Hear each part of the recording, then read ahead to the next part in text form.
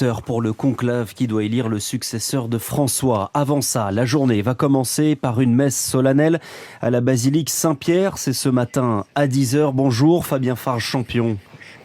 Bonjour Charles. C'est là que vous vous trouvez en direct du Vatican pour Radio Classique. Le conclave va donc commencer tout à l'heure. Et ce qu'on attend, c'est la fumée blanche, synonyme d'élection du pape. Un pape qui sera élu donc par 133 cardinaux.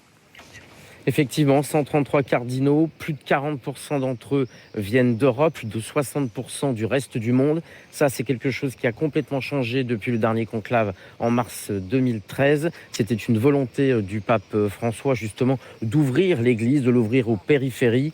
Alors, le plus jeune de ces cardinaux a 45 ans, il est d'origine ukrainienne et il exerce à Melbourne, en Australie. Le plus vieux a 79 ans et 4 mois, c'est-à-dire vraiment à la limite pour être électeur, puisqu'il ne faut pas avoir plus de 80 ans pour être électeur. Et lui, c'est un Espagnol.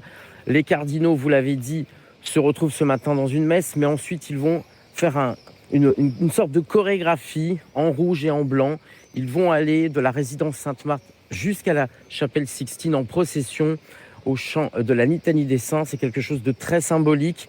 Et une fois qu'ils rentreront justement dans cette chapelle Sixtine, l'un d'entre eux dira extra omnes, c'est-à-dire tout le monde dehors, excepté les cardinaux, et on fermera les cardinaux à clé, cum clave, c'est de là dont vient le nom conclave, pour que justement ils soient totalement hermétiques, isolés du reste du monde pour pouvoir commencer à voter. Il y a toujours une fascination pour ces élections. Quelles sont les règles d'un conclave ? Alors les règles d'un conclave, donc on l'a dit, l'isolement total, pas de communication, il y a même des brouilleurs qui ont été installés pour ça. Aujourd'hui, un seul vote, cet après-midi. Les cardinaux écrivent sur un bout de papier le nom du futur pape qu'ils veulent. Ensuite, il y a une comptabilité de ces bulletins. Ces bulletins sont ensuite brûlés. S'il y a une majorité des 2/3, une fumée blanche apparaît, nous avons un nouveau pape. Si ce n'est pas le cas, c'est une fumée noire. Et dans ce cas-là, il faut revoter.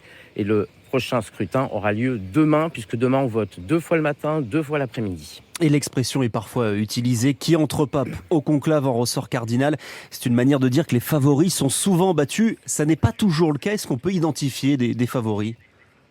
Alors c'est vrai que c'est un adage romain, comme vous l'avez dit. Parmi les favoris, il y a le cardinal secrétaire d'État Parolin, qui est l'actuel numéro 2 du Vatican. Un autre Italien, Matteo Zuppi, l'évêque de Bologne, qui est le patron des évêques italiens, lui aussi cité.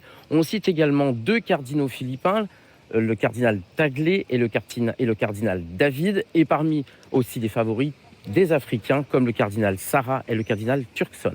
Merci Fabien Farge-Champion au Vatican pour Radio Classique pour l'ouverture du conclave en fin d'après-midi. Depuis 2 siècles, aucun conclave n'a duré plus de 5 jours.